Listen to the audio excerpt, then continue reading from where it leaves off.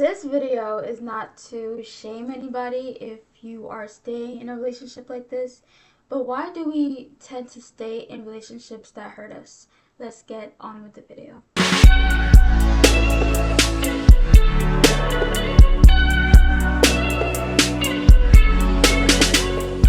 You are seeing the signs of a bad relationship, or you are witnessing some of the red flags that I'm saying today. Please run. Please get out of it because you deserve so much better. And it's hard to acknowledge when you're in a bad relationship, or, a hurtful relationship, and you actually love this person. So let's get on with the video. First thing that I want to say, right, in this generation, I have seen it all. I have seen the abusive relationships. I have seen the emotional bonding relationship, trauma relationships. And the reason why we as a collective are not dating in the society is, number one, because we don't communicate, as I said in the last video, and because of we don't see the signs beforehand, and we don't talk it out the first time we meet a person because we're scared of having that talk that needs to be talked out before you get to the next step. All in general, right? I have seen so many relationships failed because they tell me that right off the bat they did not get to know each other well enough, did not develop any type of boundary, didn't develop any type of structure that they want to create, any type of rules or regulations, right? There are so many things to be said or done before you hit that big hump of issues, that big loop of trauma dumping, that big loop of, are we going to stay in this because we love each other, or are we going to stay in this because we want?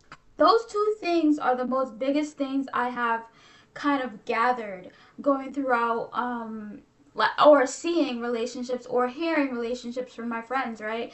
There is so much that needs to be said, and no one really talks about it that much on the first hand when you guys start. A lot of people right now, I feel like, don't like to have that kind of small talk first because they just rush into anything.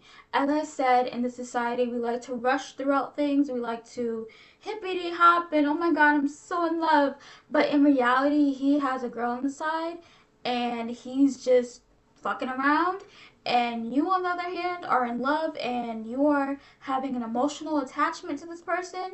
And it's just like you guys are not on the same type of level, and that's what I see in today's society. Okay, I hate the small talk, right? It's okay. I hate the small talk. I hate trying to get to know one another because I want to, see you or whatever, right? But it's so important that we ask the questions of, so what's your boundaries? What are the red flags? What are the green flags?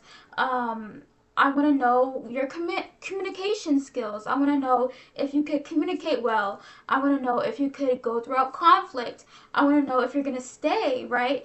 A person could say that they're going to stay just to sweet talk you, right? Just to make you feel nice, right? But you actually got to get to the nitty gritty and actually ask them, hey, do you think we're going to work long term? They could say, hey, I don't know right now, right?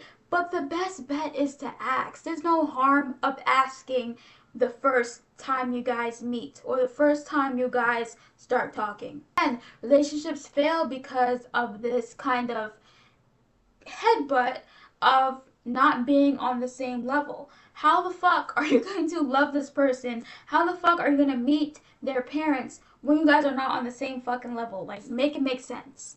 Make it make sense, because it's not making sense to me. This is why, right, I get so heated and like excited about this topic, because it's something that we need to talk about, and it's something that a lot of people need to face their fears. It's fine that you feel scared to ask that question, but you got to. You got to. You got to. It's no guarantee, because at the end of the day, you guys pass the honeymoon stage, and it's just like, all right, we're going into conflict now. This person cannot handle conflict. they couldn't handle conflict, it would have been so much better if you asked the person beforehand. Hey, how do you handle conflict? Give them situations. Give them random ass shit right off the bat. We got our phones. Ask ChatGPT. Give me a random conflict situation, and so I could see how this person would handle it. And it's good because you and that person will talk for hours and hours because they're different kind of situations of conflict, and there's different types of ways that you could handle the conflict. But again, the reason why relationships don't work nowadays is because conflict, communication, all about sex, and because you guys don't talk about it on the first hand. You guys don't have that conversation the first time you guys meet or the first time that you guys talk, right? I made this mistake time and time again, and it proved me right. It proved me the fuck right. Because the thing is, right? You could laughy daddy and fall in love, right? But you don't actually know the person personally, right? They could ghost you in 3 months. You know why? Because first off, you did not say, hey, let's talk about this. Let's see where this goes, right? And if it goes left, what are we going to do? No one really talks about if it goes left what we're going to do because we're so in love. And, the feeling of love is something that is great, right? But when we're so lovely and blind, like we can't see what's happening, we can't see that this person is literally emotionally trauma dumping on you, manipulating you to the max, and you don't see it, girl, it's time to pack it up because you deserve much better than that.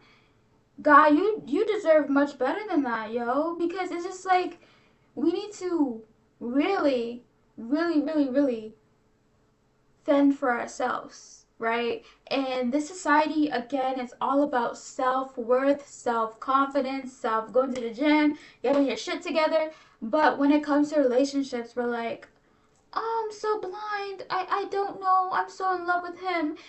When he's literally abusing you and beating on you. And you're still staying with him. It's love. I know it's love. But at the end of the day, you got to ask those questions. Ask those deep questions right off the bat. Instead of trauma dumping the first time, again, do not fucking do that. Because at the end of the day, he's gonna be like, oh, so and so did this, da da da, and try to use it against you. Do not trauma dump on the. Don't do that shit. Do not do that shit. I did that shit. Do not do that shit. Don't recommend it. But again, guys, this is what I think why relationships are not working in Gen Z. And let me know your thoughts down below. There are more reasons why I talked about sex and how that's prominent in relationships and how we can't, we're just horrible. we love the sex. But anyways, thank you guys so much for watching and let me know your thoughts down below. Bye.